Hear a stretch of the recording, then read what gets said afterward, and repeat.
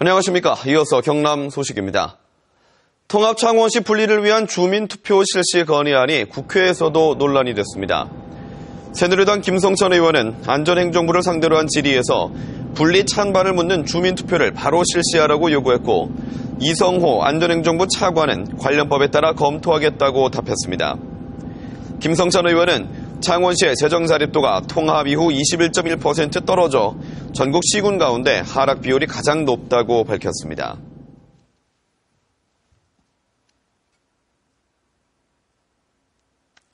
요즘 날씨가 쌀쌀해지면서 찬 해풍을 맞은 남해안 유자가 본격 수확에 들어갔습니다.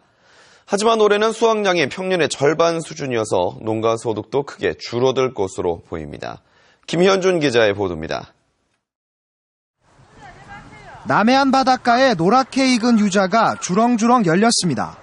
해풍을 맞은 남해안 유자는 껍질이 두껍고 당도가 높습니다. 하지만 올해 유자 생산량은 평년의 40% 정도에 그쳤습니다. 전에는 상당히 10톤 것도 올해는 한 3톤이나 4톤이나 그 정도 나오니까 감소하니까 얼마나 마음이 아프겠습니까만. 풍작과 흉작이 번갈아 오는 해거리 과일인데다 이상기온 악재까지 겹쳤습니다. 엎친 데 덮친 격으로 유자가 개화를 준비하는 시기인 올해 2월에는 기온이 영하로 떨어지면서 과일이 성장하는 데 어려움을 겪었습니다. 남해안 유자 수확량이 줄면서 일본과 중국 등 해외 수출도 차질이 불가피합니다. 국내 가공업체들도 겨울철 본격 판매를 앞두고 유자청이나 발효차 원료인 유자 확보에 비상이 걸렸습니다. 대부분 유자는 가공을 하는 가공품으로만 이용이 되기 때문에 유자가 해거리가 되면은 수확량이 줄어들 때는 초겨울 남해안 농가의 효자 품목인 유자가 올해는 생산량이 줄면서 농민들의 시름이 깊어지고 있습니다. KBS 뉴스 김현준입니다. 11월 들어 인플루엔자 환자 수가 소폭 증가했고, 그중 청장년층 환자가 가장 많은 것으로 조사됐습니다. 질병관리본부는 11월 첫째 주까지 전국 200여 개 의료기관에 신고된 인플루엔자 환자 수는 외래 환자 1000명당 3명으로 10월 마지막 주보다 0.3명 늘었다고 밝혔습니다. 또 나이별로는 19세에서 49세 사이의 환자가 5.8명으로 가장 많았고 65세 이상 환자는 1.4명으로 가장 낮은 것으로 나타났습니다. 안상수 창원시장에게 달걀을 던진 혐의로 구속 기소된 김성일 창원시 의원이 혐의를 인정하고 반성하고 있다고 밝혔습니다.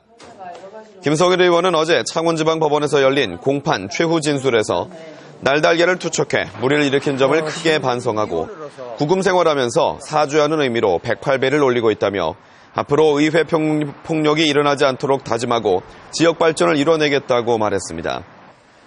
김성일 의원에 대한 선고 공판은 오는 21일 오전 10시 창원지법 제123호 법정에서 열립니다.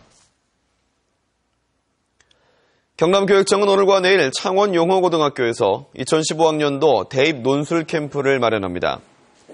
이번 캠프는 수능 이전에 논술고사를 실시한 대학을 제외한 부산대와 경북대, 고려대 논술 전형 지원자를 대상으로 5개 프로그램 13개 반을 운영하고 모의평가와 첨삭지도, 실전 논술평가 등이 진행됩니다. 한국항공우주산업 카이는 오늘 필리핀 근로자 40명을 초청해 국내 항공산업을 소개하는 카이 글로벌 캠프를 처음 개최했습니다. 이번 행사는 지난 3월 카이가 개발한 국산 전투기 FA-50 필리핀 수출을 기념하고 양국 우호 관계를 다지기 위한 것으로 에르난데스 주한 필리핀 대사와 박영범 한국산업인력공단 이사장이 참석해 카이 글로벌 캠프 활성화를 위한 상호 협약도 체결했습니다.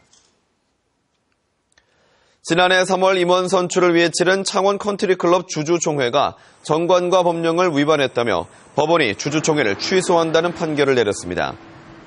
부산고등법원 창원 제2민사부는 65살 송모 씨 등 2명이 창원시 씨를 상대로 낸 주주총회 결의 무효 확인 등의 청구 소송에서 송 씨의 주장을 받아들여 주주총회를 취소한다고 판결했습니다.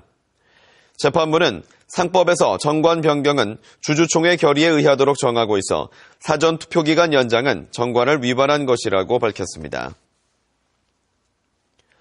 오늘부터 바다에서 운항하는 선박에 대한 음주 운항 기준이 강화됩니다.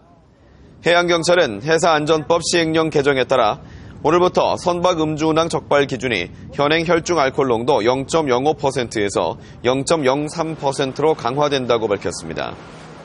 이에 따라 5톤 이상 선박을 운항하며 혈중 알코올 농도 0.03% 이상으로 적발되면 2년 이하의 징역이나 1,500만 원 이하의 벌금형을, 5톤 미만의 선박이면 200만 원 이하의 과태료를 부과받게 됩니다.